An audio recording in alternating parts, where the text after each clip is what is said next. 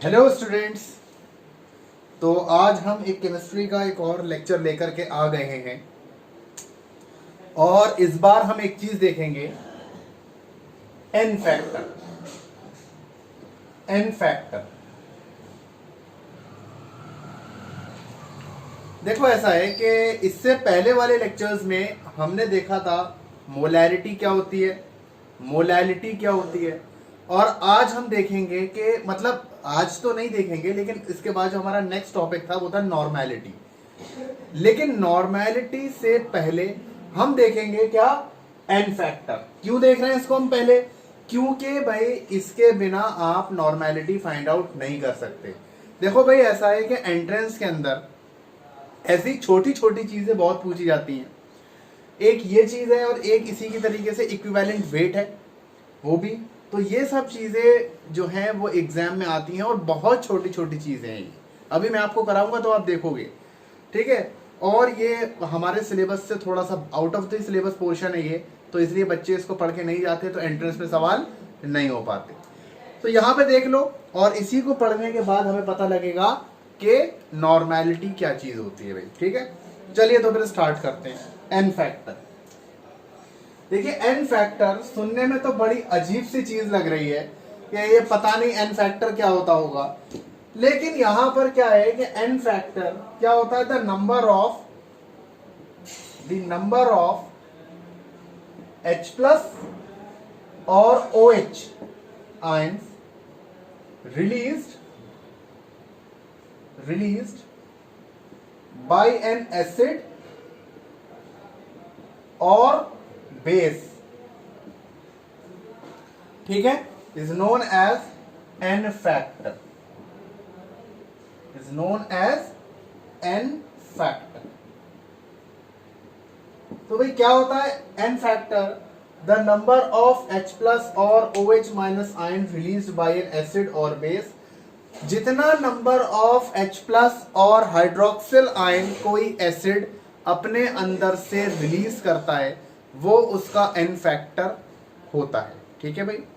अच्छा, इससे पहले मुझसे किसी ने नीचे कमेंट किया था कि ग्रेविटेशन का वीडियो आप बना दो, तो इसके बाद नॉर्मैलिटी खत्म होने के बाद हम ग्रेविटेशन करेंगे, कवर करेंगे, ठीक है भाई। चलिए अब यहां पर आइए कि भाई एसिड का H प्लस आयन एसिड का एन फैक्टर क्या होता है।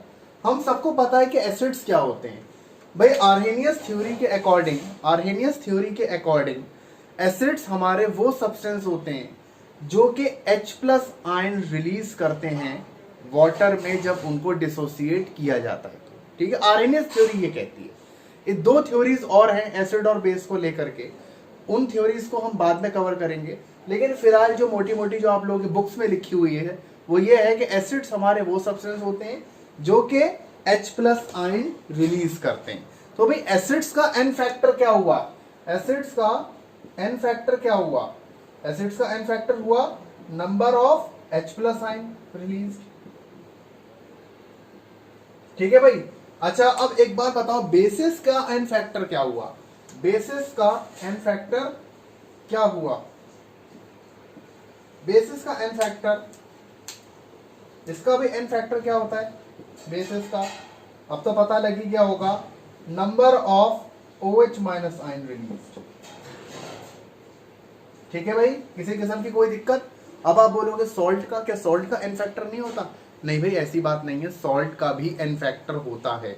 लेकिन सॉल्ट क्या है, सॉल्ट आप लोग पढ़ने जाओगे 11th में, तो यहाँ पर एंट्रेंस में हाँ हाई थोड़ा जाता है, सिलेबस से आउट ऑफ द सिलेबस जाता है, लेकिन इतना भी नहीं कि वो आपसे सॉल्ट का एन फैक्टर निकलवाने लगे, ठीक है। वो इतना आसान नहीं होता निकालना, ठीक है। तो फिलहाल आपसे अगर कोई पूछेगा तो क्या पूछेगा, या तो एसिड का एन फैक्टर पूछेगा या फिर वो आपसे बेस का एन फैक्टर पूछेगा। तो चलिए जरा यहाँ पर हम आगे देखते हैं।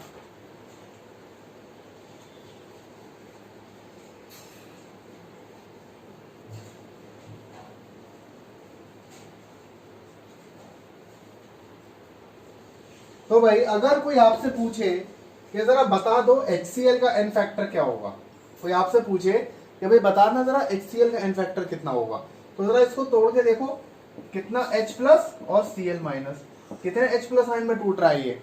एक। एक H प्लस साइन दे रहा है ये, तो इसका एन फैक्टर कितना हो गया, इसका एन फैक्टर हो गया क्या 1। ठीक है भाई। अच्छा इसी तरीके से H2SO4, कोई आपसे पूछे भाई जरा H2SO4 का एन फैक्टर आप बताओ, तो देखो कितनी छोटी सी चीज है।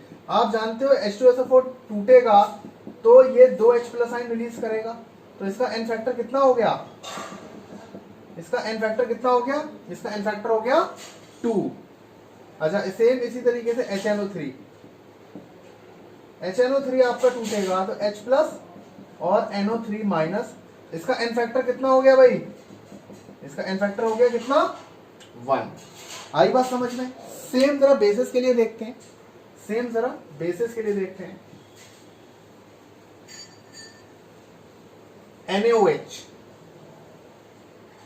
सोडियम हाइड्रोक्साइड, कोई आपसे NaOH का एन फैक्टर पूछ ले तो फिर आप क्या बताओगे, तो भाई Na प्लस OH माइनस, तो इसका एन फैक्टर कितना हुआ, इसका एन फैक्टर 1 हुआ। ठीक है भाई। चलिए सेम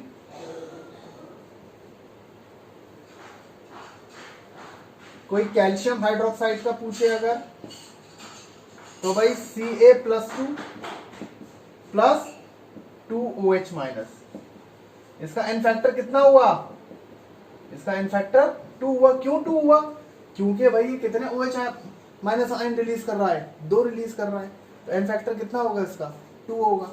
आ रही बात समझ में। मैग्नीशियम हाइड्रोक्साइड का बताओ, मैग्नीशियम हाइड्रोक्साइड का बताओ, Mg plus 2 plus plus 2OH minus, तो एन फैक्टर कितना हुआ इसका, एन फैक्टर 2 हुआ। आगे बात समझ। अब तो एन फैक्टर निकाल लोगे, कोई बड़ी चीज थी ये, नहीं भी कोई बड़ी चीज नहीं थी। देखो इतना आसान सवाल एंट्रेंस में आता है और फिर वो नहीं हो पाता क्योंकि बच्चे एन फैक्टर का मतलब ही नहीं जानते कि एन फैक्टर आखिर होता क्या है। ठीक है भाई। चलिए फिर आगे।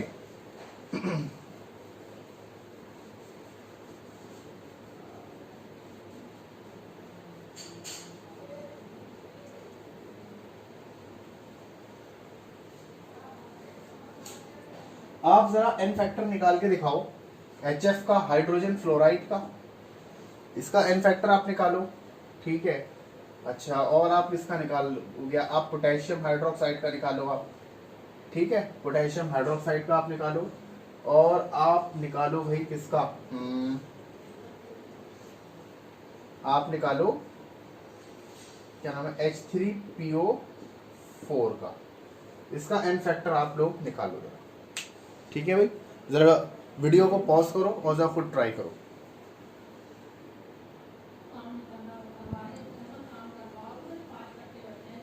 ठीक है भाई। चलिए तो आपने ट्राई किया HF हाइड्रोजन फ्लोराइड, देखने से ही लग रहा है कि एक हाइड्रोजन है इस पे, तो H प्लस और F माइनस, एन फैक्टर कितना हो गया इसका 1 हो गया। KOH K प्लस और OH माइनस, एन फैक्टर कितना हुआ, एन फैक्टर 1 हो गया। इस पे आते हैं H3PO3, तो भाई बताओ भाई 3H प्लस PO4 माइनस 3। ठीक है, इसका एन फैक्टर कितना होगा 3 भाई।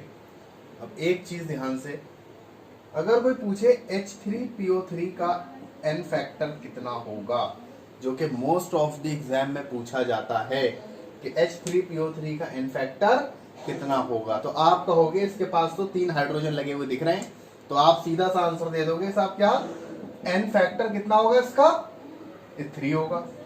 लेकिन यही आप गलती कर बैठोगे, इसका एन फैक्टर 3 नहीं होता, इसका एन फैक्टर 2 होता है। कितना होता है, इसका एन फैक्टर 2 होता है। आखिर ऐसा क्यों, आखिर ऐसा क्यों भाई? तो ऐसा इसलिए क्योंकि H3PO3 का मैं आपको जरा स्ट्रक्चर दिखाता हूं। तो इसका स्ट्रक्चर कुछ ऐसा होता है, इसका स्ट्रक्चर कुछ ऐसा होता है। ये हमारा फॉस्फोरस होता है जिससे 2 OH लगे हुए होते हैं, ये हाइड्रोजन और ये डबल बॉन्ड O, कुछ ऐसा स्ट्रक्चर होता है। अब ये बताओ, अब ये कोई भी एसिड, वो ये भी बात आपको पता होनी चाहिए, वो H+ आयन रिलीज करता है जो इससे है लगी हुई, H से, जो कि डायरेक्ट, ये हमारा सेंट्रल एटम है, ये हमारा सेंट्रल एटम है, सेंट्रल एटम से लिंक्ड हाइड्रोजन कभी भी रिलीज नहीं होता। सेंट्रल एटम से लगा हुआ हाइड्रोजन, डायरेक्टली बॉन्डेड हाइड्रोजन कभी भी रिलीज नहीं होता। तो हमेशा रिलीज क्या होंगे, O के साथ लगे हुए हाइड्रोजन हमारे रिलीज होंगे। ठीक है, इससे पहले जो मैंने आपको H3PO4 का स्ट्रक्चर दिखाया था, वहां पे यहां पर भी क्या था, ऑक्सीजन था, तो इसलिए वो 3 H+ रिलीज कर पा रहा था। तो कहने को तो हाइड्रोजन कितने हैं इस पे, 3 हैं, लेकिन रिलीज कितने कर पाएगा, सिर्फ 2। तो ये एक एक्सेप्शन है, इसका n फैक्टर कितना होगा, इसका n फैक्टर 2 होगा, 3 नहीं होगा। ठीक है भाई, तो आई होप आपको n फैक्टर के कंसेप्ट क्लियर हुआ हो। अगर ये वीडियो आपको अच्छा लगा है तो प्लीज़ लाइक कीजिए, और लोगों को आप इसको शेयर कीजिए, और मेरा चैनल सब्सक्राइब कीजिए। Thank you.